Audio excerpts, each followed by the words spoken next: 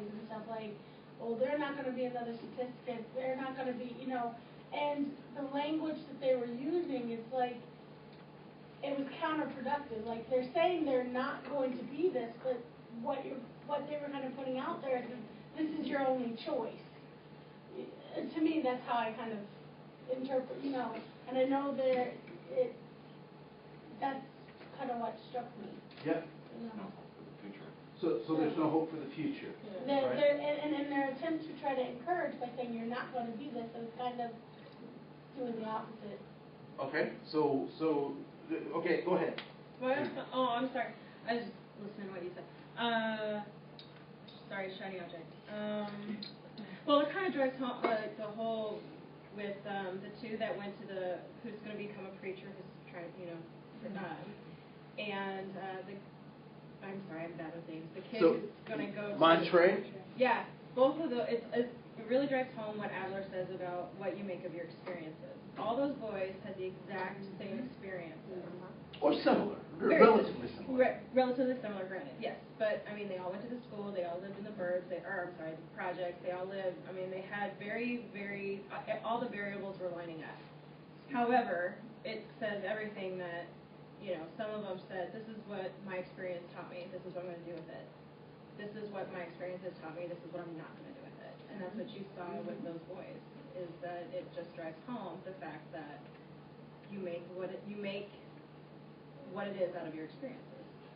So you do make whatever it is out of your experiences, and two of those kids had something that the other kids, Rashawn and Richard, did not necessarily have. And right? You can't judge a book by its cover, because at the beginning I would have said Montre would have been on the second plane ride home. I really would have, and I would have thought that Richard would have been the one that, you know, whatever made it through everything. What did you notice about Richard? Did anyone pick up something that is important to pick up about Richard? He was the physical strength. Yep, he was the older brother. He was responsible. He was responsible. He looked after his younger brother. He looked out for his younger brother. I mean, he was the one that was negative about the friends and stuff like that, like in the neighborhood from the get-go, from when they started.